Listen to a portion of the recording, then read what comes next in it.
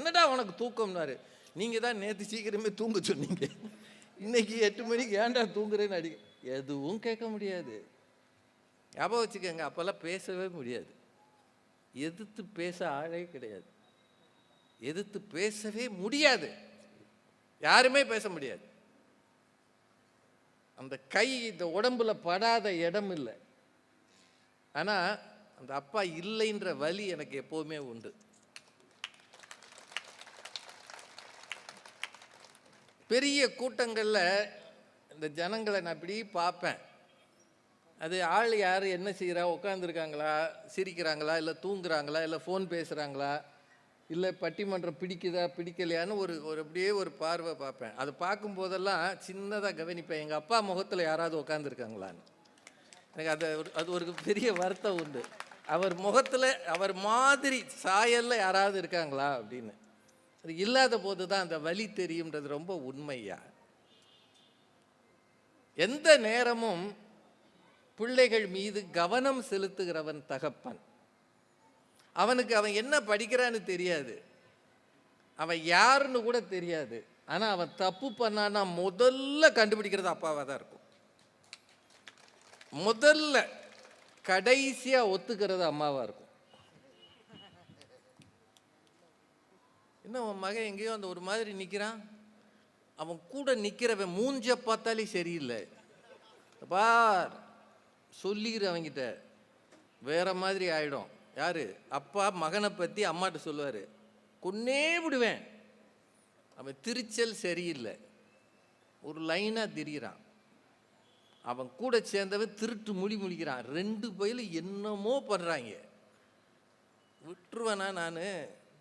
இன்னொரு முறை அவனோட இவனை பார்த்தேன், பார்த்துக்க சொல்லிடு. அந்த அம்மா சொல்லுவான், அவன் பச்சை மண்ணு. யாரு?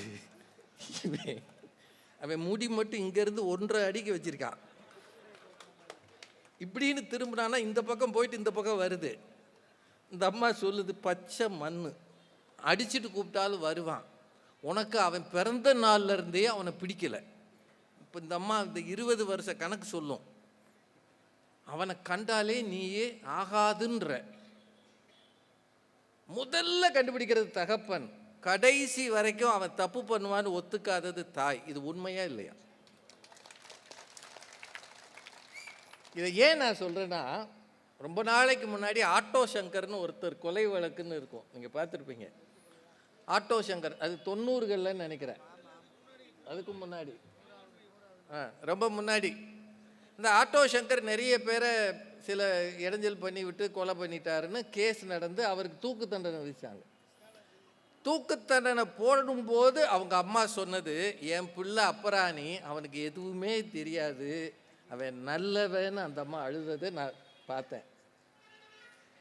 நீதிமன்றமே தண்டித்தாலும் தாய் மட்டும் இல்லைன்னு சொல்லுவான். ஆனால் அப்பா சொல்லுவார், இவன் செஞ்சிருப்பான்.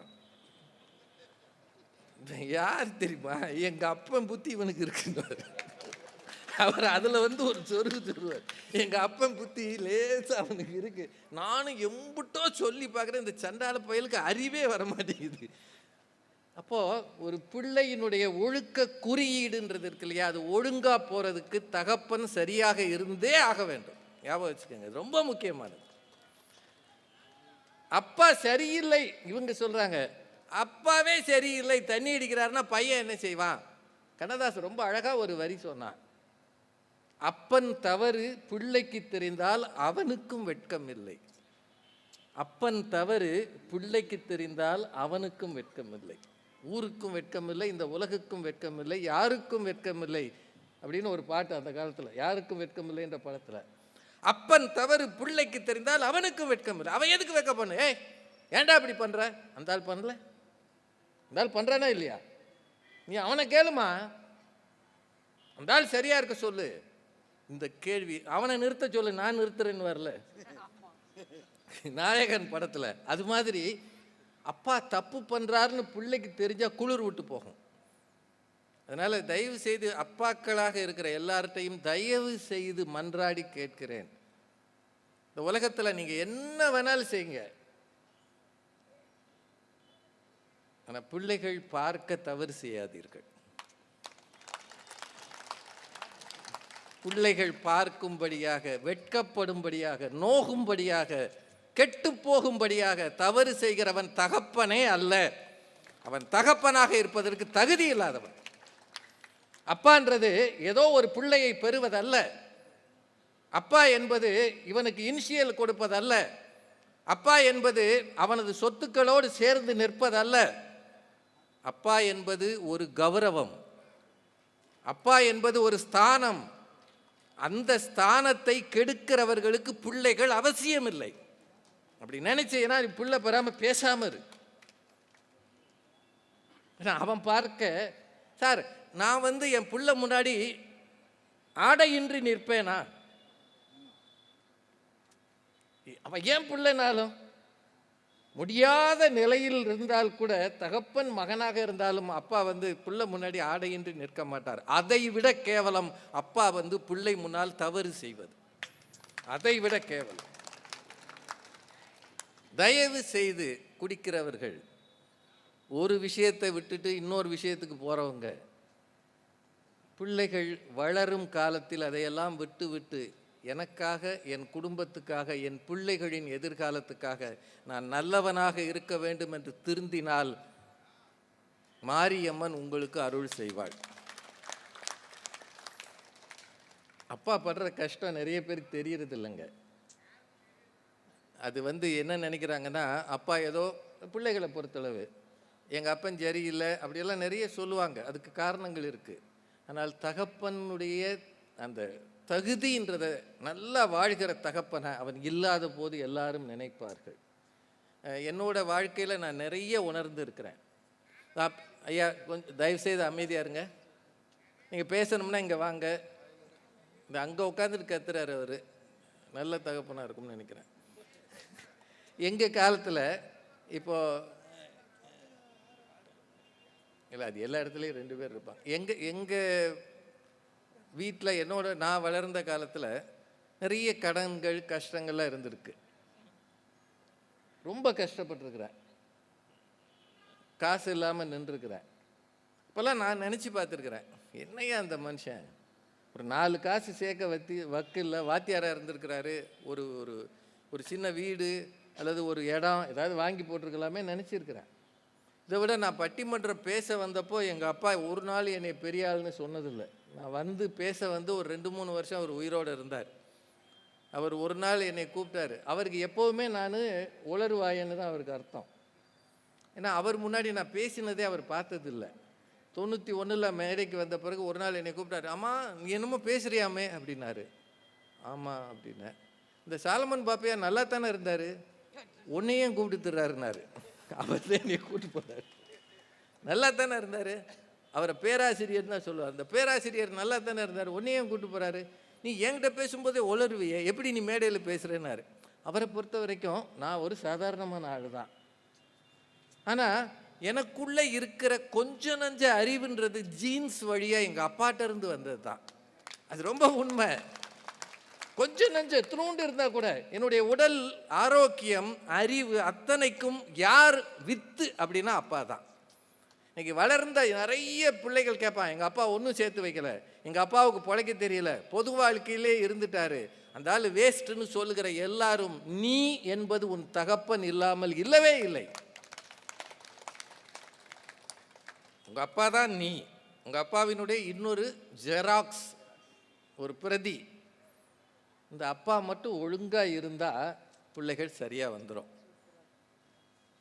அந்த அப்பா மட்டும் ஒழுக்கமாக இருந்தால் அதை பார்த்து பிள்ளைகள் திருந்தும். அந்த அப்பா மட்டும் நல்லவராக இருந்தால் இந்த பிள்ளைகளுக்கு புண்ணியம் சேரும்.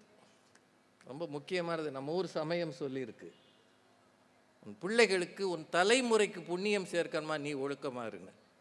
அப்படின்னா அப்பாவுடைய பங்கு பிள்ளைகளை வளர்ப்பதில் இருக்கா இல்லையா? இருக்கா இல்லையா?